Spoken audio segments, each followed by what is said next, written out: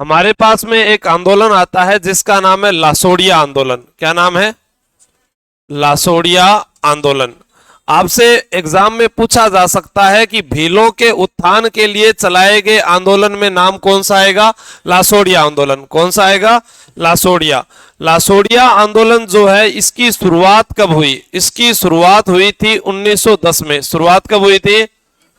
1910 में। और इसकी शुरुआत करने वाले व्यक्ति कौन है? संत मावजी। कौन है? अब एग्जाम में प्रश्न पूछा गया, संत मावजी ने एक ग्रंथ लिखा था, उस ग्रंथ का नाम था चोपड़ा ग्रंथ। क्या नाम था? चोपड़ा ग्रंथ किसने लिखा है? संत मावजी ने चोपड़ा ग्रंथ लिखा है। इस ग्रंथ को दीपावली के दिन ही बाहर निकाला जाता है। कब निकाला जाता है? दीपावली के दिन बाहर निकाला जाता है। दीपावली के दिन बाहर निकाला जाता है। दीपावली के दिन बाहर निकाला जाता है। किस ग्रंथ को निकालते हैं? चोपड़ा को। अब आपसे प्रश्न पूछा जाए कि संत मावजी ने लासोड़िया आंदोलन चलाया था, राजस्थान में किस क्षेत्र में चलाया? तो वागड़ क्षेत्र में। किस क्षेत्र में चलाया? और वागड़ क्षेत्र जो है वो आता है डूंगरपुर बांसवाड़ा का। किसका आता है? डूंगरपुर बांसवाड़ा के क्षेत्र को क्या कहा जाता है? डूंगरपुर बांसवाड़ा का क्षेत्र वागड़ कहलाता है, परंतु बांसवाड़ा प्रतापगढ़ का मैदान जो है 56 का मैदान कहलाता है। जो माही का बहाव क्षेत्र है उसे क्या कहते हैं? 56 का मैदान। आपसे प्रश्न पूछा जा सकता है कि यह जो संत मावजी ने ग्रंथ लिखा था चोपड़ा ग्रंथ कब लिखा था? माघ पूर्णिमा को। कब लिखा था? माघ पूर्णिमा को ये पूरा हुआ था ग्रंथ। और माघ पूर्णिमा को ही एक मेला भरता है राजस्थान में। एग्जाम की दृष्टि से कौन सा है? वेणेश्वर धाम। कौन सा धाम है? वेणेश्वर धाम जो है यहाँ पर खंडित शिवलिंग की पूजा होती है। सोम माही जाखम का त्रिवेणी संगम होता है। किसका त्रिवेणी संगम होता है? सोम माही जाखम का। सोम माही जाखम का त्रिवेणी संगम होता है। वेणेश्वर धाम नवाटापुरा गांव में है। किस गांव में है? नवाटापुरा गांव में है। बार बार एग्जाम में पूछा गया नवाटापुरा गांव किस जिले में है? डूंगरपुर में है। अब यहां पर प्रश्न आता है कि वेणेश्वर धाम का मेला भी कब आएगा? भाई आपसे अगर मेला पूछा जाए तो भी उत्तर क्या होगा? माघ पूर्णिमा को। चोपड़ा ग्रंथ लिखा गया वो भी माघ पूर्णिमा को। वेणेश्वर प्रसिद्ध क्यों है? खंडित शिवलिंग की पूजा होती है। किसकी पूजा होती है? खंडित शिवलिंग की पूजा होती है। खंडित शिवलिंग की पूजा होती है वेणेश्वर धाम में। खंडित शिवलिंग की पूजा होती है, ये आपको विशेष करके ध्यान रखना है। वेणेश्वर धाम। वेणेश्वर धाम के उपनाम आ सकते हैं मृत आत्माओं का मुक्ति स्थल। मृत आत्माओं का मुक्ति स्थल कहा जाता है। मृत आत्माओं का मुक्ति स्थल कहा जाता है वेणेश्वर को। इसे वागड़ का कुंभ कहते हैं। क्या कहते हैं? वागड़ का कुंभ कहा जाता है। आदिवासियों का कुंभ कहा जाता है। क्या कहा जाता है?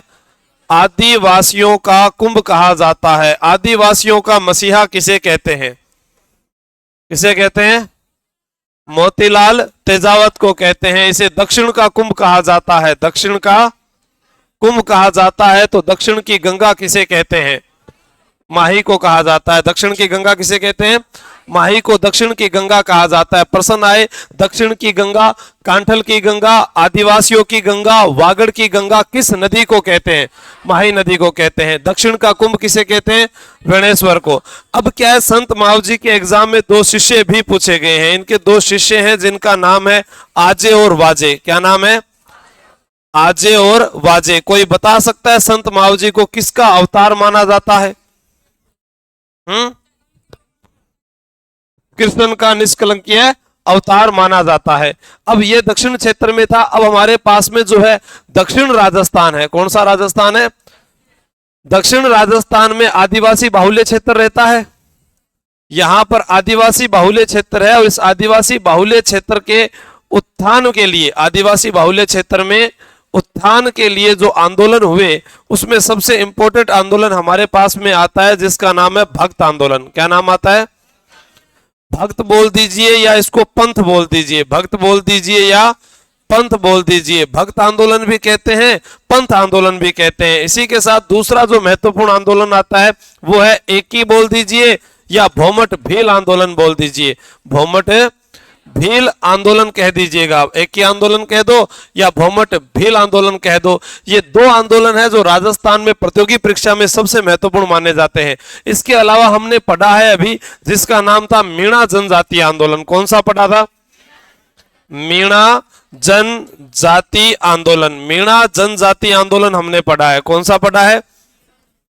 मैंने आपको मीणा जनजाति आंदोलन में सिर्फ तारीख याद करने को बोला है। 1924, 1930, 1933, 1944, 1946, 1952।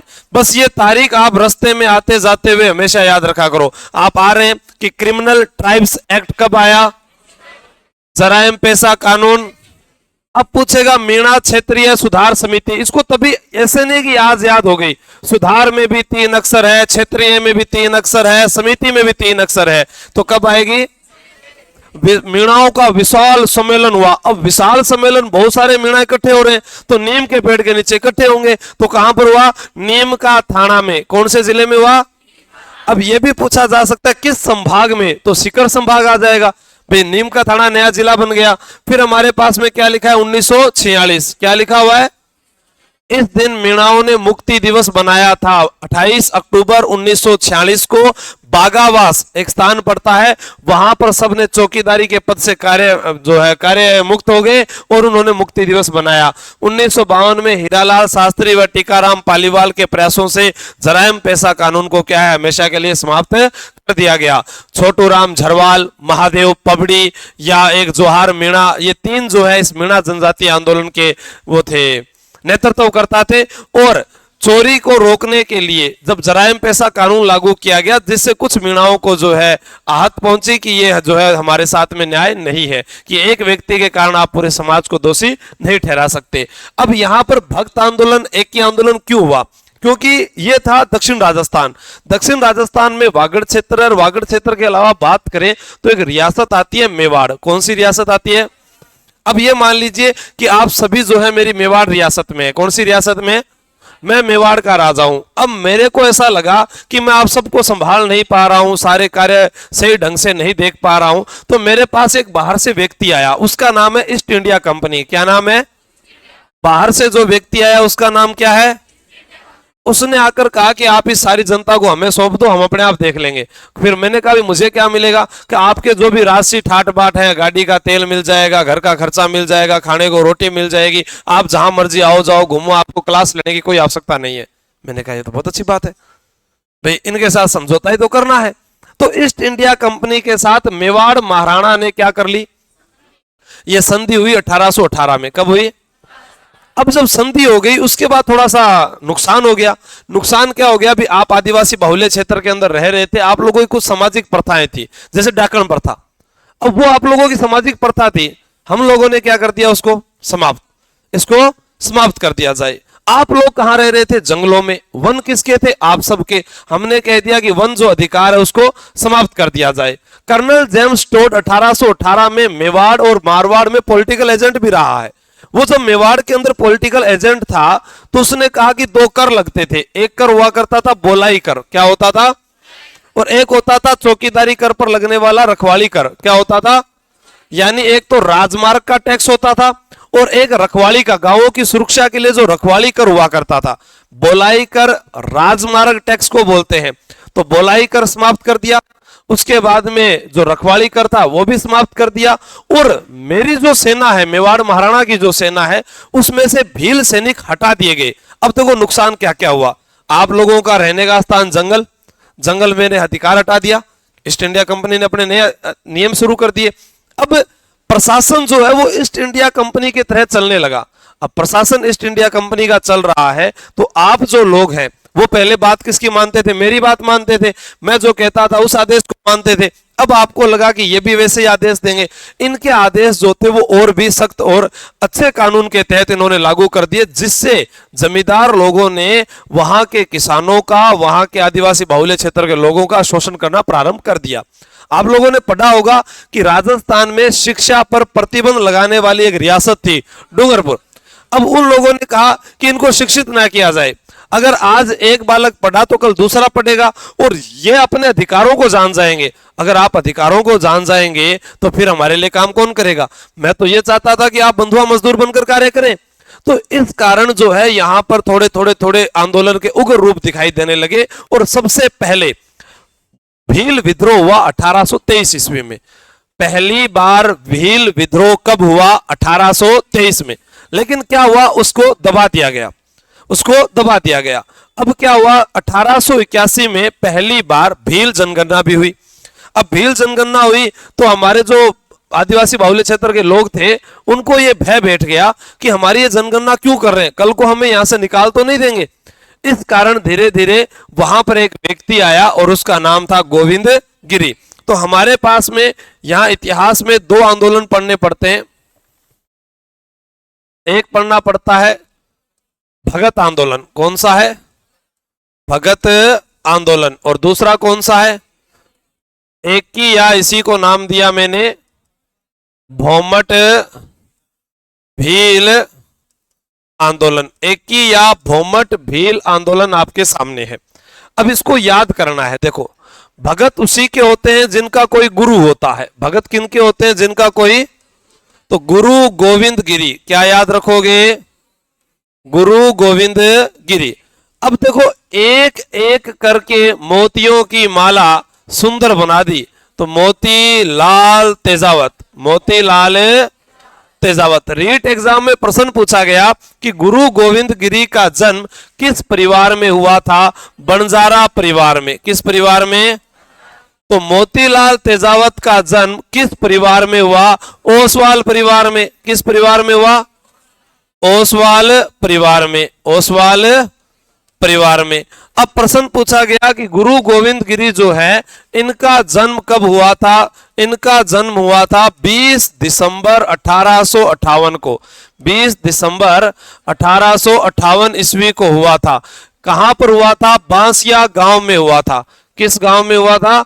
बांसिया गांव में हुआ था, डूंगरपुर जिले में हुआ था। किस गांव में हुआ था? बांसिया गांव में हुआ था, डूंगरपुर जिले में हुआ था। मोतीलाल तेजावत का जन्म 1886 ईस्वी में हुआ था, कोल्यारी गांव उदयपुर में हुआ था। किस गांव में हुआ था? राणा प्रताप ने अकबर की सेना के साथ कौन सा युद्ध किया था? कौन सा किया था? आवाज नहीं आई आप लोगों की, सबकी नहीं आई। तो हल्दी घाटी युद्ध में जब राणा प्रताप घायल हो गए थे तो वो घायल अवस्था में बाहर निकलकर किस गांव में पहुंचे थे? इसी गांव में जन्म किसका हुआ है? मोतीलाल तेजावत का। किसका हुआ है? मोतीलाल तेजावत का। गुरु गोविंद गिरी को कहा जाता है, यहां पर आप लोगों को कुछ नहीं कहा जाता, याद रखना कि इनके जो गुरु थे, इनके जो गुरु थे वो थे राजगिरी। कौन थे? राजगिरी। और जीवन पर प्रभाव पूछा जाए, जीवन पर प्रभाव, तो दयानंद सरस्वती। किसका प्रभाव था? दयानंद सरस्वती। आप सभी जानते हैं दयानंद सरस्वती वह व्यक्तित्व है जिन्होंने आर्य समाज की स्थापना की थी। किसकी स्थापना की थी? इन्होंने कहा था स्वदेश। क्या कहा था? देश हमारा होना चाहिए तो भाषा भी हमारी होनी चाहिए। जब भाषा हमारी है तो धर्म भी हमारा होना चाहिए, और धर्म हमारा है, देश हमारा है, भाषा हमारी है तो राज भी हमारा। तो चार स्व की परिभाषा देने वाला कोई भारत में व्यक्ति था तो वो कौन था? दयानंद सरस्वती था। इन्होंने ही कहा था, दयानंद सरस्वती ने ही, वेदों की ओर लौटो। क्या कहा था?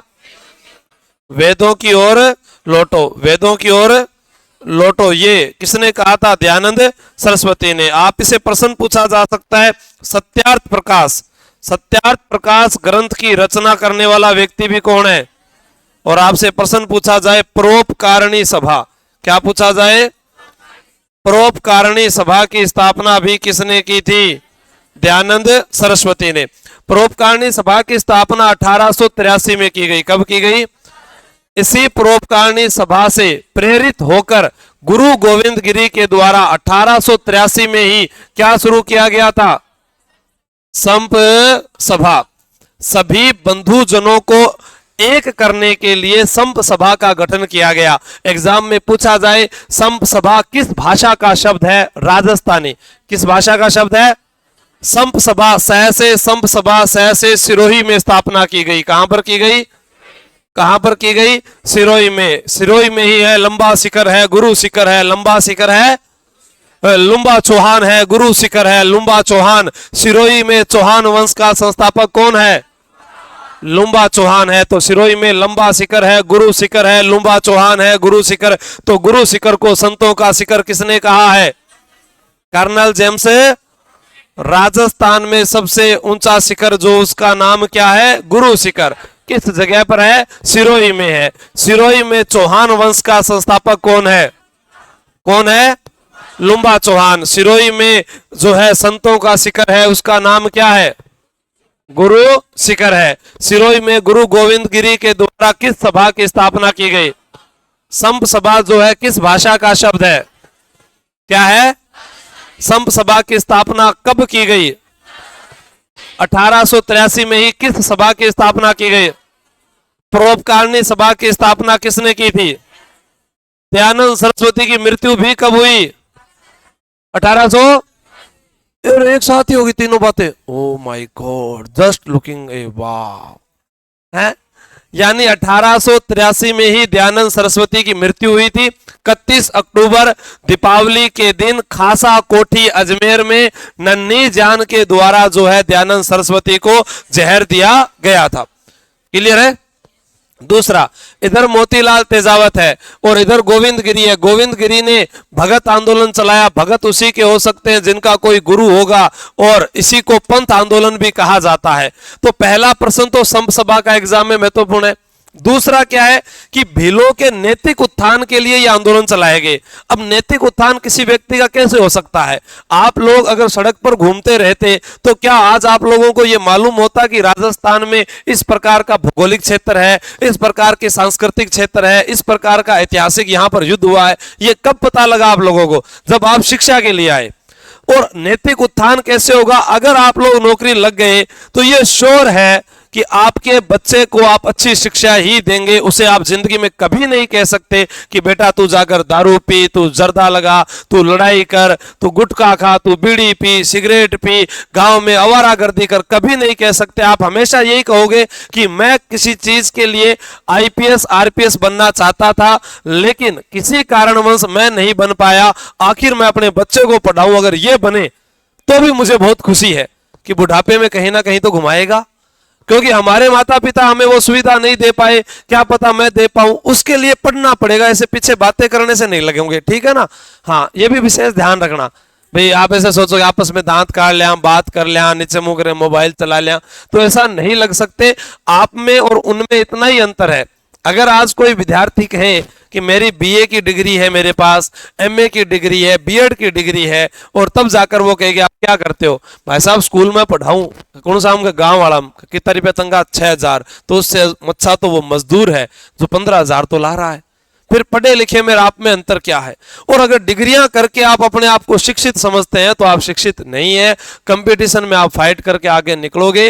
लोगों के लिए कुछ ना कुछ एक आइकन बनना चाहिए कि हाँ ये हमारे गांव में सबसे पहले लगा, ये हमारे ढाणी में लगा, इसको देखकर इसका छोटा भाई, इसकी बहन लग गई, आगे गए तो लुगाई भी नौकरी आ गई, आगो तो घर भी बन गयो, ये तो बाप कना गाड़ी भी ले आया, अब आगो ब्याह भी हो गया। मतलब लोगों के ऐसे रहना चाहिए भी इसने पढ़ाई के दम पर इतना कुछ हासिल किया, वरना आप किसके दम पर हासिल करोगे? मुझे नहीं लगता कि भट्टे पर काम करके अपने एक बढ़िया गाड़ी ला सकते हैं। बैंक लोन भी नहीं देने वाला है अपने को। कपड़े की दुकान पर काम करेंगे 10,000 से 15,000 लास्ट है। मेडिकल पर काम करोगे 8,000 से 18,000 लास्ट है। टाइपिंग वाला काम सीख गए तो 15 से 22,000 लास्ट है। कोई काउंसलर का काम सीख गए तो लास्ट 15 से 20,000 है। तो मतलब अपने सीमित कहां पर है? 15 से 20,000। जयपुर में अगर रहकर करोगे तो 5 से 6,000 रुपए तो खर्चा है एक जने का। आप हॉस्टल में रह रहे हो, पता होगा कहीं ना कहीं, तो अब सोच लो कि बचेगा क्या। तो उसका मतलब एक ही चीज है, पढ़ना पड़ेगा। तो गुरु गोविंद गिरी ने क्यों ये आंदोलन शुरू किया? पशुओं का क्रय विक्रय हो रहा था, महिलाओं की कम उम्र में, मतलब बालिकाओं की शादी जो है कम उम्र में कर रहे थे, कम उम्र में शादी कर रहे थे। दूसरा, बंधुआ मजदूरी कर रहे थे। शिक्षित वर्ग नहीं था, जमींदार वर्ग उनका शोषण कर रहा था, वह आवाज नहीं उठा पा रहे थे। तब यह आंदोलन हुआ और इसके लिए पहला अधिवेशन एग्जाम में पूछा जाए, मानगढ़ पहाड़ी बांसवाड़ा 1903 में बुलाया गया। कब बुलाया गया? 1903 में पहला अधिवेशन मानगढ़ पहाड़ी बांसवाड़ा में बुलाया गया। उसके बाद में क्या होता है, आपसे एग्जाम में पूछा जाएगा कि 1900 जो है अपने बात करें 1908 जो है उसके अंदर जो गोविंदगिरी है वो अपना क्षेत्र छोड़कर सूत व इडर चले जाते हैं। अब लोगों को शिक्षित करना है तो गुरु गोविंदगिरी के द्वारा क्या किया गया, एक केंद्र बनाया गया, बेड़सा गांव। कौन सा गांव? बेड़सा गांव भी कहां पर पड़ता है? डूंगरपुर में। यहां पर इन्होंने क्या कर ली, अपनी एक धूनी स्थापित की। क्या स्थापित की? धूनी स्थापित की। और यहां पर अपना निशान लगा दिया। क्या लगा दिया? निशान का मतलब होता है ध्वज। क्या होता है? ध्वज या ध्वजा जिसको बोलते हैं। यानी बेड़सा गांव में उन्होंने इस प्रकार से क्रांति की जो है एक मिसाल कायम करने के लिए ऐसा ध्वज लगाया और लोगों को शिक्षित करने लग गए। ये काम उन्होंने सबसे पहले कर दिया। आपसे पूछा जाए गुरु गोविंदगिरी किस संप्रदाय के अनुयायी थे? 10 नामी संप्रदाय के। किसके थे? 10 नामी संप्रदाय के अनुयायी थे। अब क्या हुआ, 1903 में मानगढ़ पहाड़ी पर पहला अधिवेशन। मानगढ़ पहाड़ी पर पहला अधिवेशन। मानगढ़ पहाड़ी पर पहला अधिवेशन। मानगढ़ पहाड़ी पर पहला अधिवेशन स्थापित किया था। कब किया था पहला अधिवेशन? कब बुलाया गया था? 1903 ईस्वी में पहला अधिवेशन मानगढ़ पहाड़ी पर बुलाया गया। और इसी पहाड़ी पर 17 नवंबर 1913 को जो है एक हत्याकांड हुआ था। आपसे पूछा जा सकता है, पहला भील विद्रोह पूछा जाएगा। क्या पूछा जाएगा? पहला भील विद्रोह। पहला भील विद्रोह जो हुआ था वो कब हुआ था? 1823 ईस्वी में। कब हुआ था? 1823 में। भीलों की जनगणना, भीलों की जनगणना, भीलों की जनगणना जो है वो कब हुई थी? 1881 ईस्वी में। 1881 ईस्वी में। संप सभा, संप सभा का गठन, संप सभा का गठन कब हुआ था? 1800। कोई बता सकता है कि संप सभा में कितने नियम थे? संप सभा में कितने नियम थे? 10 नियम थे। कितने नियम थे? संप सभा में नियम कितने थे? 10। संप सभा किस भाषा का शब्द है?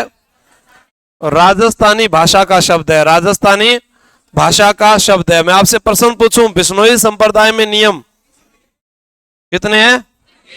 चरणदासी में 44 या 42 हैं? 42। बिश्नोई संप्रदाय में?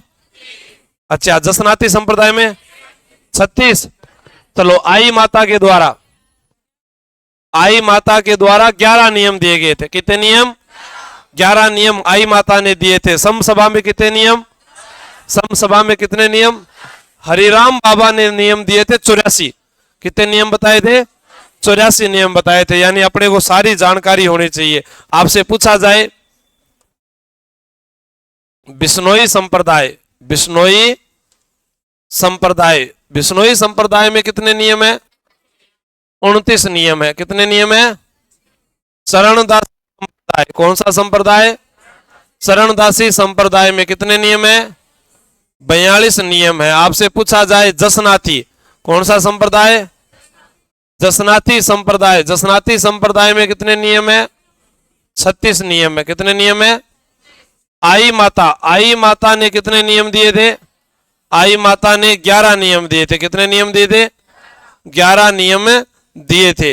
आपसे पूछा जाए संप सभा, संप सभा, संप सभा में 10 नियम थे। कितने नियम थे? 10 नियम दिए थे। ठीक है। आपसे पूछा जाए हरिराम बाबा, जिनमें सांप की बांबी की पूजा होती है ना, नाम तो सुना होगा हरिराम बाबा का, झोरडा नागौर। हरिराम बाबा ने 84 नियम दिए, 84 नियमों की पालना की। ठीक है, ये आपको विशेष कर ध्यान रखना है। संप सभा जो है ये किसको दर्शाता है? बंधुत्व की एकता, बंधुत्व की एकता को किसको दर्शाता है? बंधुत्व की एकता। अब संप सभा जो है इसका गठन किस जिले में किया गया था? सिरोही में। कहां किया गया था? आपसे प्रश्न पूछा जा सकता है सिरोही जो है इसका प्राचीन नाम क्या था? चंद्रावती भी था, शिवपुरी भी था। चंद्रावती झालावाड़ को भी कहते हैं, ध्यान रखना।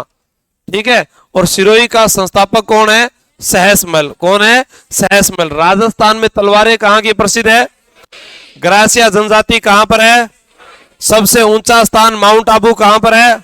सबसे ऊंचा पठार कौन सा है? उड़िया का या आबू का? उड़िया का पठार जो है वो भी कहां पर है? माउंट आबू सिरोही में। आपसे पूछा जाए कि राजस्थान में सबसे ऊंचा अभ्यारण्य माउंट आबू, वो भी कहां पर है? सिरोही में। आपसे पूछा जाए कि गोकुल भाई भट्ट का जन्म किस जिले में हुआ था? राजस्थान का गांधी किसे कहते हैं? गोकुल भाई भट्ट को।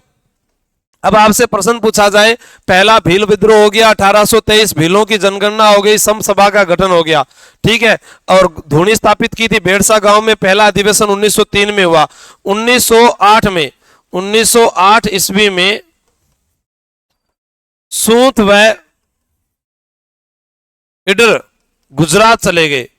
गुजरात चले गए। कौन चले गए थे? गोविंद गिरी। अब गोविंद गिरी यहां चले गए, उन्होंने यहां पर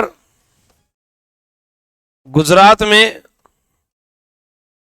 भाई की विधवा पत्नी से विवाह किया। भाई की विधवा पत्नी से विवाह किया और सूरपुर व उकेरली नामक स्थान पर हल चलाया। सूरपुर व उकेरली नामक स्थान पर हल चलाया। यहां पर वो रहने लगे। अब क्या होता है कि जब लोगों को जागरूक करने लगे, तब क्या है कि जो वहां के शासक थे उनके द्वारा पुलिस को उनके पीछे लगा दिया जाता है। तब 1910 में 33 मांग रखते हैं। कितनी मांग रखते हैं? 33 मांग रखी जाती है सरकार के सामने। 1910 में 33 मांग रखी जाएगी। मैं यहां लिख देता हूं 1910 33 मांग। ये किसके सामने रखी?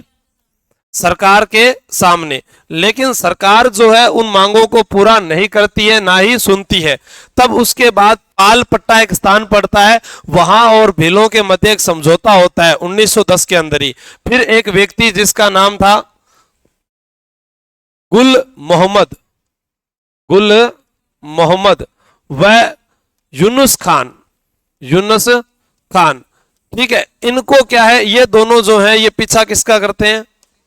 गोविंद गिरी का। यानी रोजड़ा गांव जो है पहले उन्हें गिरफ्तार किया जाता है, फिर गोविंद गिरी का जब पुलिस पीछा करती है, तब इस गुल मोहम्मद की हत्या भीलों ने कर दी। भीलों ने हत्या कर दी, गुल मोहम्मद की हत्या कर दी। तो आपसे पूछा जा सकता है यहां पर किस जांच समिति का गठन किया गया था? पी.बी. बोरा जांच समिति का गठन किया गया। पी.बी. बोरा जांच समिति का गठन किया गया। फिर आपसे एग्जाम में प्रश्न पूछा जाएगा कि मानगढ़ पहाड़ी का अधिवेशन या मानगढ़ धाम हत्याकांड, मानगढ़ धाम हत्याकांड, मानगढ़ धाम हत्याकांड 17 नवंबर 1913 को हुआ। मानगढ़ धाम हत्याकांड 17 नवंबर 1913 को किस जिले में हुआ था?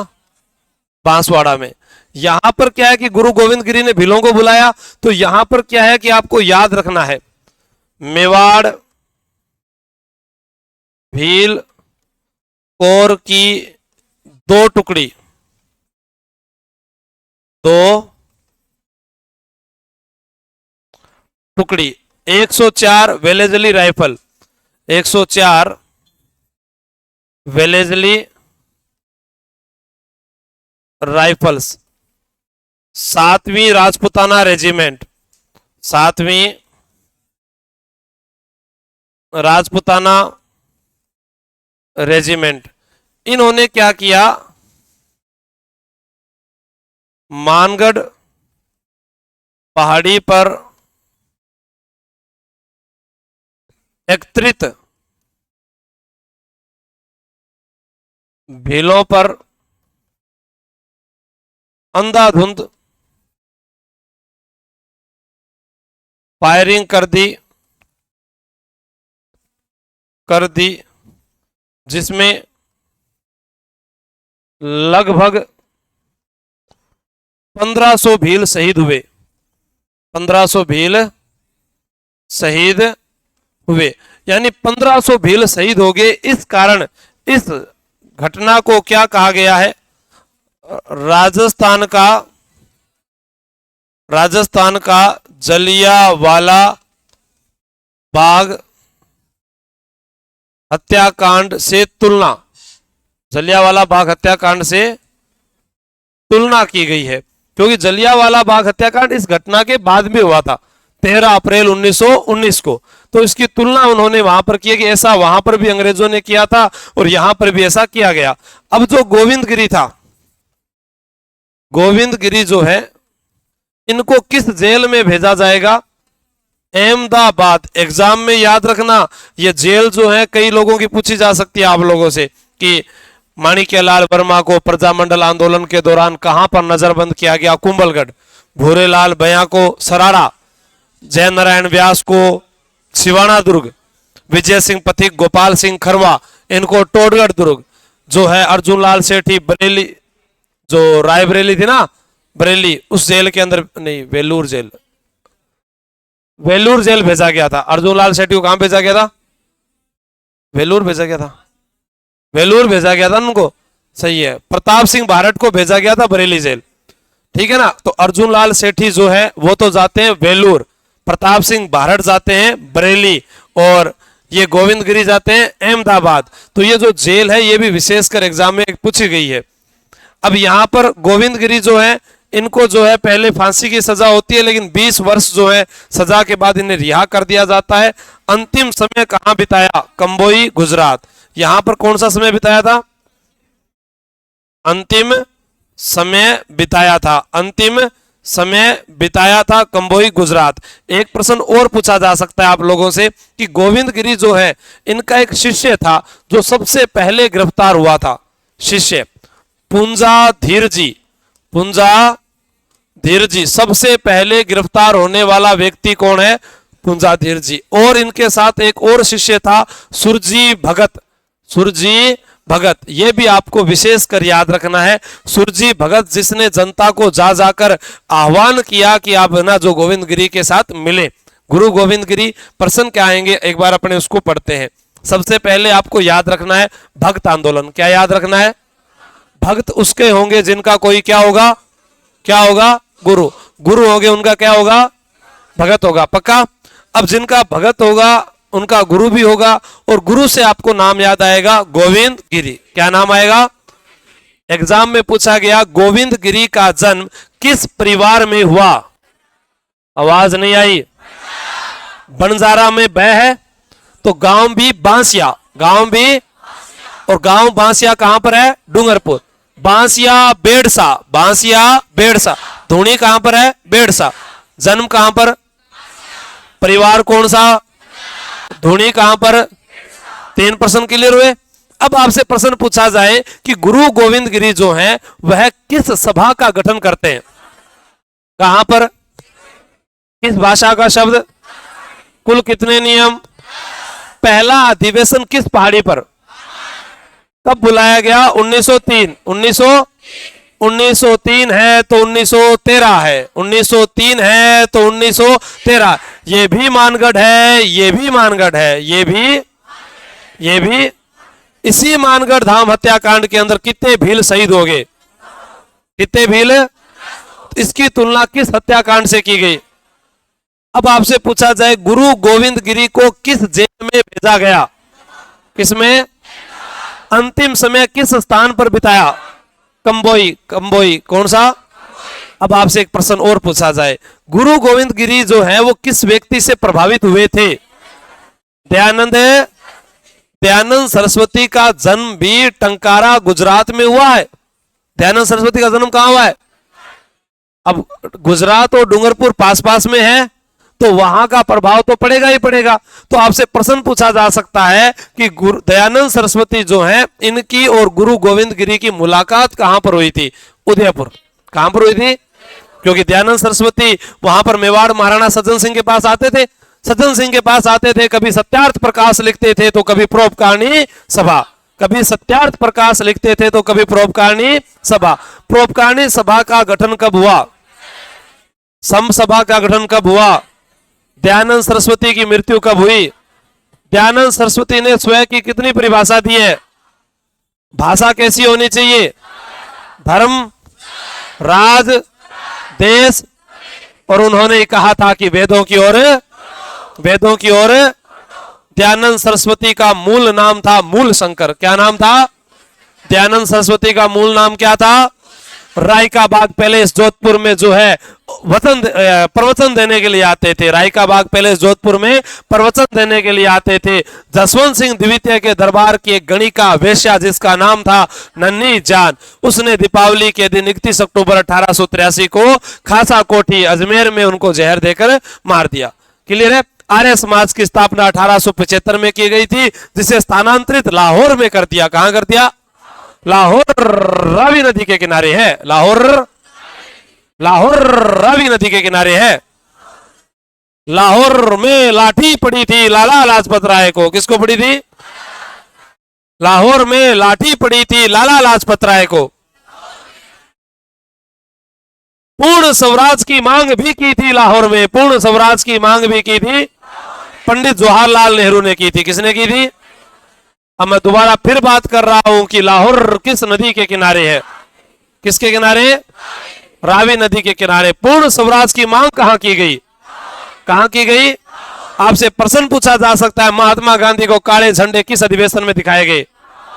काले झंडे कराची में। काला कराची, ये भूलो क्यों थे?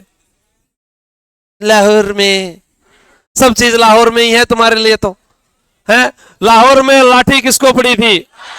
लाला लाजपत राय शेरे पंजाब था। शेरे लाठी पड़ी थी लाला जी को, इसीलिए बदला लेने के लिए गए थे भगत सिंह। मारने जा रहे थे, स्कोट को सांड आ गया। मारने जा रहे थे, स्कोट को सांड आ गया। भगत सिंह मारने किसको जा रहा था? बीच में कौन आ गया? सांडर्स हत्याकांड हुआ। कैसा हत्याकांड? लाहौर षड्यंत्र सांडर्स हत्याकांड के कारण ही भगत सिंह, राजगुरु, सुखदेव को 23 मार्च 1931 को क्या दी गई थी? अब प्रश्न आए, मानगढ़ धाम हत्याकांड पर मेला कब भरता है? तो प्रश्न में उत्तर लिखा है। प्रश्न में मैं से मार्ग शीर्ष मेला पूछेगा तो मेले में भी देखो पहला अक्षर क्या है? मैं। तो मार्ग शीर्ष महीना आ जाएगा, ध्यान रखना। मेला कब भरता है? मार्ग शीर्ष पूर्णिमा को। मार्ग शीर्ष पूर्णिमा को। मार्ग शीर्ष पूर्णिमा को। फिर एक चीज और, अपने बात जो मोतीलाल तेजावत है उसको बाद में याद करेंगे, इसको पहले याद करो। मोतीलाल तेजावत के बारे में इतना और बता दूं, अभी आरएस एग्जाम में पूछा गया कि यह कामदार पद पर कार्यरत थे। कहां? झाड़ोल। कहां पर थे? झाड़ोल। और फलासिया जो गांव है वो हल्दी उत्पादन के लिए प्रसिद्ध है। उदयपुर में हल्दी उत्पादन का केंद्र। मोतीलाल तेजावत कामदार। झाड़ोल कहां है? फलासिया गांव भी हल्दी उत्पादन है, झाड़ोल भी हल्दी उत्पादन है। विशेष करके ध्यान रखना, झाड़ोल भी हल्दी उत्पादन है, फलासिया भी हल्दी उत्पादन के लिए प्रसिद्ध है। प्रश्न आता है, मोतीलाल तेजावत आदिवासियों का मसीहा है, बावजी कहा जाता है। इसने एक नारा दिया था, ना हाकिम ना हुकुम, ना हाकिम न हुकुम। जब ये मेवाड़ महाराणा के सामने 21 सूत्री पुकार लेकर गए, मेवाड़ की पुकार यानी इनकी 21 मांग थी, जिसे कहा गया मेवाड़ की पुकार। ठीक है, वो आपको याद रखना। और मैंने कल आपको बताया था, पुकार नामक समाचार पत्र अलवर किसान आंदोलन की घटनाओं को प्रकाशमान करता है। कौन किसको?